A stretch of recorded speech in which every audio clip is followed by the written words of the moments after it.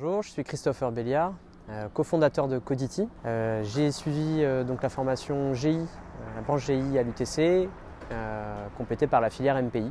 J'ai également suivi un semestre en Finlande pour compléter mon cursus avec une formation en marketing et en commerce international. Codity existe depuis 2016, fin 2016. Aujourd'hui, on est une vingtaine de collaborateurs. C'est une petite ESN qui mise tout sur l'artisanat, c'est ce qu'on appelle l'artisanat chez nous. On a deux métiers principaux, le développement web d'une part et l'intelligence artificielle, le machine learning, la data science en général d'autre part. Il y a un élément qui nous tient vraiment à cœur, c'est la qualité du travail qui est fourni, la qualité des développements qui sont réalisés. Et on insiste vraiment là-dessus en entretien de recrutement, évidemment, pour recruter les bonnes personnes, les bons artisans. Et puis par ailleurs, en formant en interne à travers ce qu'on a appelé la manufacture. Alors, la manufacture, pour rester dans le thème de l'artisanat, c'est notre développement, notre formation interne qui nous permet de monter en compétences, d'apprendre de nouvelles choses. La dernière manufacture a eu lieu le mois dernier sur le thème du recrutement. Donc on a formé toutes nos équipes sur le recrutement, alors que ce ne sont pas forcément leur métier, voire pas du tout d'ailleurs. Le deuxième axe sur lequel on insiste énormément, c'est la recherche et le développement, dont il est impossible de se passer finalement pour maintenir un niveau de qualité dans l'ingénierie.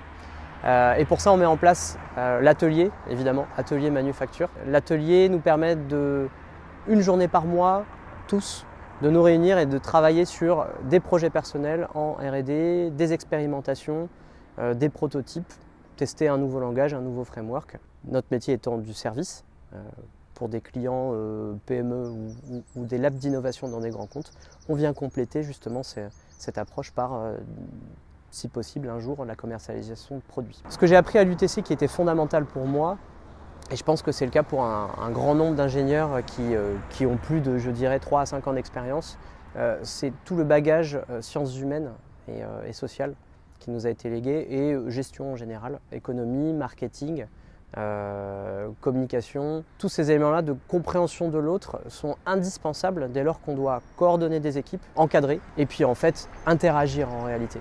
En comprenant la personne qu'on a en face de nous, on est bien plus pertinent dans la communication et on obtient des résultats qui sont bien meilleurs, évidemment. Pour moi, c'est fondamental, et ce n'est finalement pas que pour des encadrants ou des dirigeants d'entreprise, ça l'est pour tout ingénieur qui doit travailler sur un contexte, puisque de toute façon, il aura à interagir avec des corps de métier qui ne sont pas le sien. Il va falloir qu'il comprenne, qu'il soit curieux, qu'il questionne, et qu'il soit en mesure lui-même de se faire comprendre, évidemment. La filière MPI était réellement intéressante parce qu'elle apportait un recul sur qu'est-ce que la technologie, qu'est-ce que l'innovation, et puis finalement, comment on gère cette innovation, comment on gère la technologie, le cycle de vie, et comment on la porte sur le marché à travers le marketing de l'innovation.